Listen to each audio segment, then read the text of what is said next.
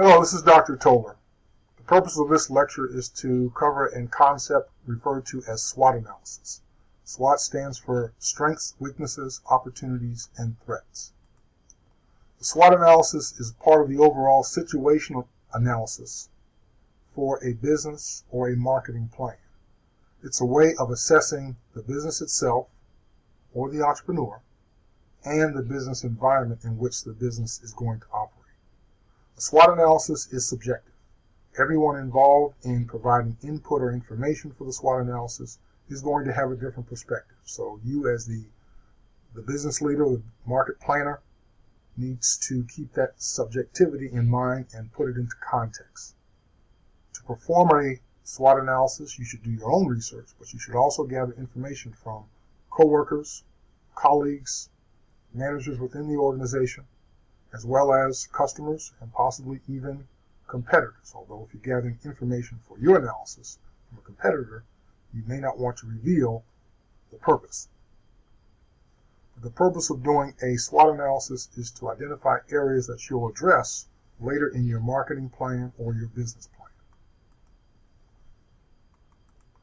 Most often you'll see SWOT analysis presented in a 4x4 matrix, where you identify characteristics that are internal and external to the organization, those things that are helpful, and those things that may be harmful in achieving your objective.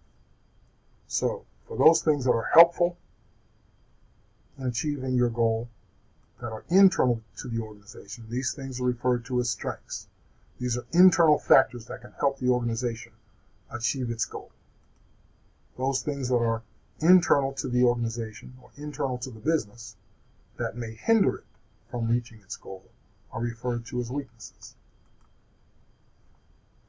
Those things that are external to the organization that can be helpful if they're capitalized on in reaching their goal are opportunities.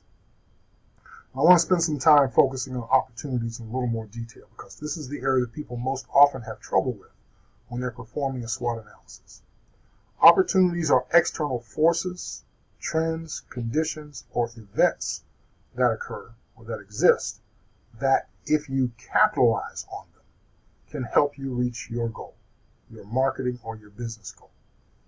Examples of opportunities might be a rise in the popularity of fitness in society.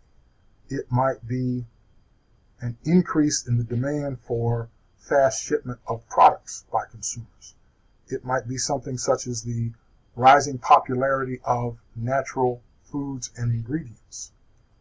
So again, opportunities are trends, conditions, or events that exist or have occurred that, if you take advantage of those, if you capitalize on those things, can help you reach your goal. I want to emphasize that opportunities are not things that you do. So saying that you have the opportunity to build awareness is not an opportunity. That's actually a strategy, or that's a goal that can be implemented through a strategy or attained through a strategy. So don't put the things that you're going to do in the opportunities section of your SWOT analysis. Describe key aspects of the business environment that, if you capitalize on those trends, conditions, or events, can help you reach your goal. And lastly, those things that are external to the organization that might be harmful or hinder you from reaching your goal. Those things are threats. Obviously, competitive reaction or increased use of technology by your competitors might be examples of threats. Consolidation in the industry, where competitors are being bought out or acquired in order to give one competitor a stronger position in the marketplace, might be a threat as well. But again, threats are not things that you do, they're conditions that exist. The purpose of the SWOT analysis is to start developing your strategies. You use the SWOT analysis as a starting point for developing your marketing or your business strategy. And you'll develop multiple strategies to address the opportunities, the strengths, the weaknesses, or even the threats. And you can start that strategy development process by addressing these types of questions. How can we use the strengths? How can we use the things that we're good at to help us reach our goal? How can we seize the opportunities? How can we capitalize on those conditions that exist in the marketplace in order to give ourselves a leg up on our competition or differentiate ourselves from the competition? So again, identifying the opportunities then leads to identifying a strategy. How can we strengthen our weaknesses? Obviously, weaknesses might be things such as a lack of experience, a lack of awareness, a lack of expertise in a certain area. So obviously, your strategy would be to build your awareness, build your expertise, or build your knowledge in a particular area. And obviously, for most new businesses, a lack of funds is almost always going to be one of their areas of weakness. So your strategy, one of your strategies, is going to focus on raising funds. But having a good marketing plan or a good business plan is the first step towards that, because that plan will then be presented to potential investors. How do we protect ourselves against the threats?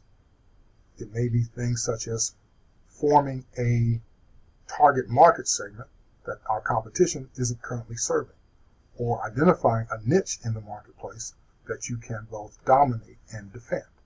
So again, each area of the SWOT analysis then leads to developing a strategy to either take advantage of the strength, fortify the weakness, take advantage of the opportunity, or protect yourself against the threats.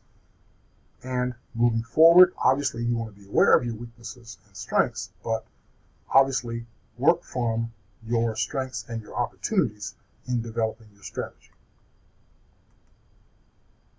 So lastly, you can use this matrix in order to outline your SWOT analysis. But I would then encourage you to, after you've done your strengths, weaknesses, opportunities, and threats in bullet form, then use those bullets as the starting point to write a more detailed discussion of your strengths, weaknesses, opportunities, and threats, so that the reader, who obviously isn't going to be as knowledgeable about your business as you are, can then understand your thought process in identifying the starting point for developing your strategy.